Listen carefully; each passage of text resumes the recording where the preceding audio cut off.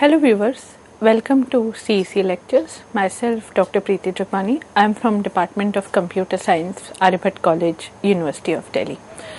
So in the previous lecture we have seen what actually a form is, and continuing with that, the today's agenda is what are the elements of form and elements of various forms and how all these elements can be used. So just to have a quick recap, that we have seen that what actually a form is, it is basically a container element in which various tags can be defined, and these tags are there in order to capture the input given by the user, and this can be done with the help of various elements. These elements can be in the form of various lists, can be in the form of checkboxes, can be in the form of radio buttons, or can be in the form of simple input type like text, password, email, or it could be various buttons as well.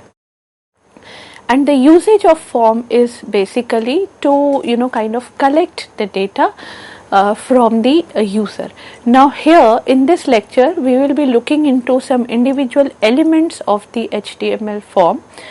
So in HTML form, the first element which we generally use is the input element, or we can say it is the input tag, and this can be used as it is given on the screen, that in an HTML form an input tag will be used or will be utilized by assigning type attribute value to text to input in order to input single line we can say material or single line text. So basically what I am trying to say is within the form element, and in order to kind of use the form, in the previous lecture I have told you that whatever elements, whatever tags we will be writing inside the form element. So there will be first we can say starting form, and let's say now we want to write the elements. So first element is the input element, and the input type which we want to capture or which we want to take from the user is the simple text. Now it could be password, it could be email, that we will be covering in a short while, but presently we will be focusing only on the text. So let's say it is having input type is equals to text. Now whenever we say input type is equals to text, boxes in order to enter the text will be we can say is created.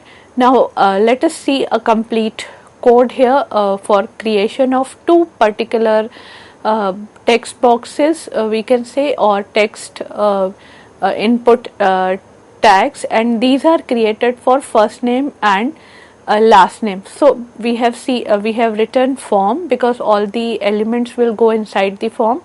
Then we have first name and colon. Now after first name and colon we want to display the text box. So here after that colon we will be writing input type is equals to text, name is equals to first name, and then I have written break. Now what is the significance of the break is very clear here, is the break is going to transfer the upcoming material or upcoming elements onto the next line. So it is for the line break. Now what is the thing which we need to understand here is the input is the tag. Then within the input, what kind of input we are expecting here, that is the plain text. So we will write type is equals to text. Now why we have given a name, we have given name is equals to first name, or we can say we can give name is equals to f name or whatever you want. Now what is the significance of this name? You can say this name is the name of that particular box, where now the next question comes up, how are we going to use this? Whenever after HTML, let's say we are going to write a scripting program in which what that scripting program is going to do, that will take all the data from this form and it is going to submit this onto the server in the background. So what will happen?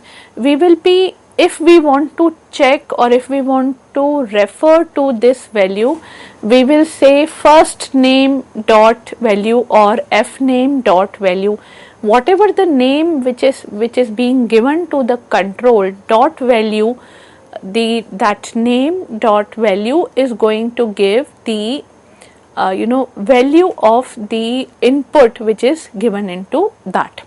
Now similarly, last name input type is equals to a text because we want text here.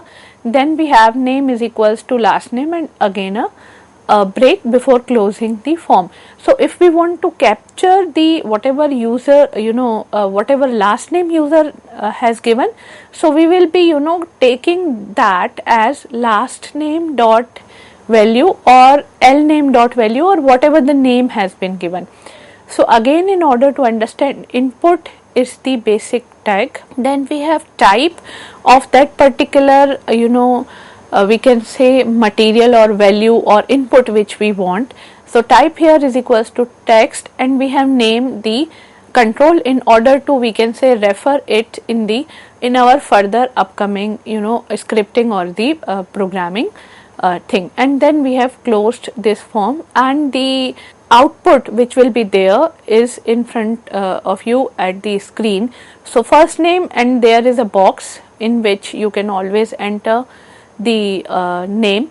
Then the last name, again after last name you have a text box in which the name can be last name can be entered. So any value, any text value it can take up.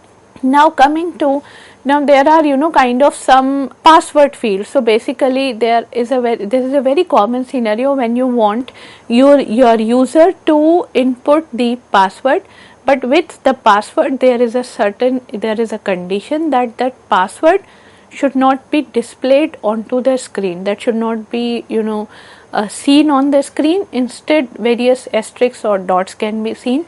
So in order to create that password input tag, we will be writing along with the input tag, we will be writing type is equals to password instead of type is equals to text.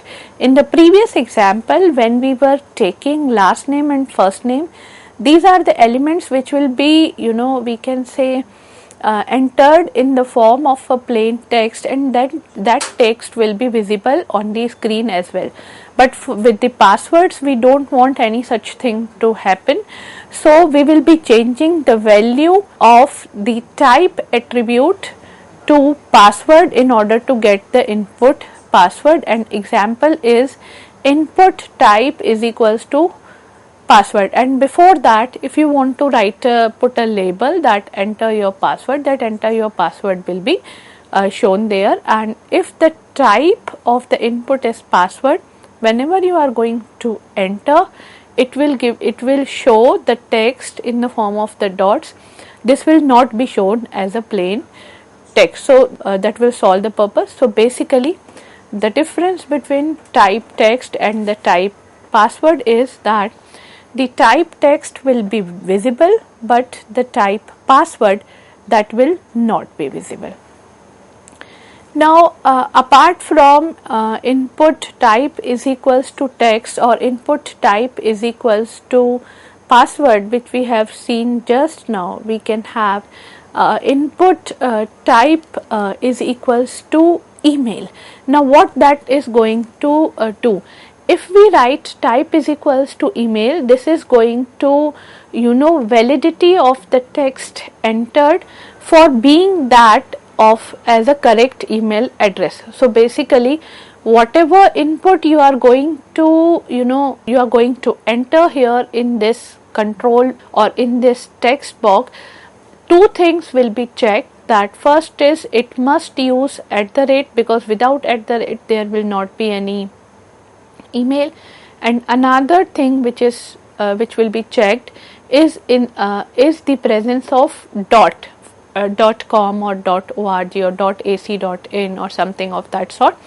So that is, so the email field is basically one of the we can say elements or one of the text which is new in HTML5. In the earlier versions it was not available. What it is going to do, it is working as the plain text, because the text will be displayed on the screen. It is not like the password that the text will not be displayed. It is an email ID, so text will be perfectly displayed. It only taking this as of the type email, it will validate the text value which you have input for the correct email address, and there are two ways to validate it. First is the use of address at the rate, and second is the use of dot. Now what will happen if you don't enter at the rate or dot? This is going to give you error that I am going to show you in a short while. But before that, please see the code which is shown on the screen, that is form. Then here we have also used label. I am just going to explain, but before going to the label, please read the input type tag, that is input type is equals to email, then there is ID, then there is name. After the name is equals to email, we have given a simple break and the form is closed. So what is new here? Input type is equals to email, then ID we have given is and the name. So for example, as of now, let's forget about the ID and focus on the name and the type itself. Then we have, apart from that, we have label.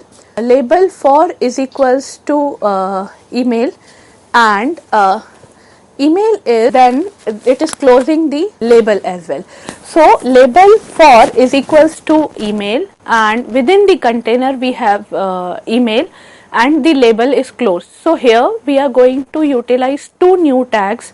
One is the label tag, another one is the input type is equals to email.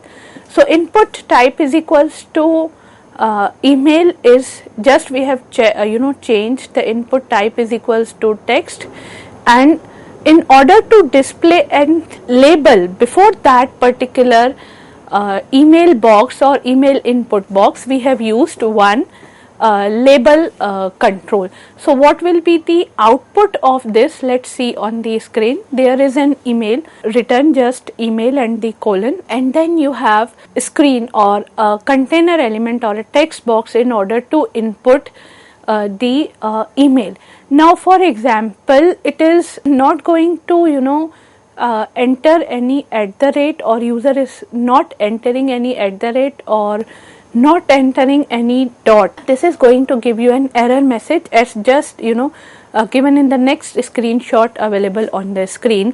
For example, in the email one have written example.com. Now what is missing here?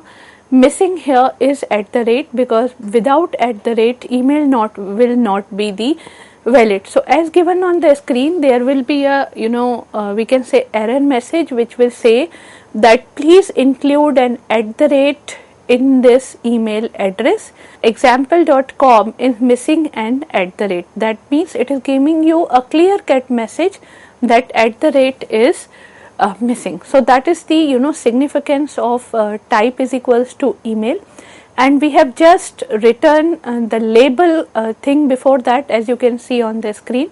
So we have label for is equals to email, and whatever you need to write within the for that on that particular label. So there is a label starting and then label ending thing. So till this point we have covered three things basically of type. One is the plain text, another one is the password, and third one is the email. So for password it will not display the text. For email it will check the presence of at the rate and the presence of dot. Both will be checked. So even if the dot is missing, it is going to give the error message. Now apart from this input type is equals to text, password or email, now let us try to explore some other options. So the first one is radio button control. So the radio button control you have seen at many places. The perfect example of the usage of radio button is in order to, we can say, input the gender. So either it will be male or female, and that is the we can say speciality of the radio button, that it is used to select only one option from the multiple options. Whatever the options are given within that particular control, only one can be selected. So it is used for the selection of gender, as I have told you. It is used for the selection of answers of the quiz questions. So radio button is very, very important to be used. One thing which you need to be very, very careful if you want to implement this functionality is to use only one name for all the radio buttons. Only one radio button can be selected at a time. So in order to kind of, we can say, execute this functionality that only one radio button should be selected at a time, we will be using only one name for all the radio buttons. How, that we will be seeing in the code, but before that let us make it very clear that using radio buttons for multiple options will allow you to choose only a single option at a time. So the perfect case scenario for the radio button is the selection of gender. Obviously it is going to be any one, or any quiz answer of the quiz questions. Again it is going to be any one answer in general scenarios. So all the scenarios which include mutually exclusive options, those can be implemented using radio button control. Now in order to see how this radio button control is going to be implemented, what is the code, let's see its code on the screen. We have form element, then again input type is equals to radio, ID equals to gender, name is equals to gender, and value is male. And after closing this input type, male, which is the label we can say along with the radio button, is written. Then in the next line we have written input type is equals to radio. Now please notice the value of ID, which is gender, name is also gender. So ID and basically name will have to be same for all the options if you want that functionality to be implemented, of that functionality of mutually exclusiveness to be implemented.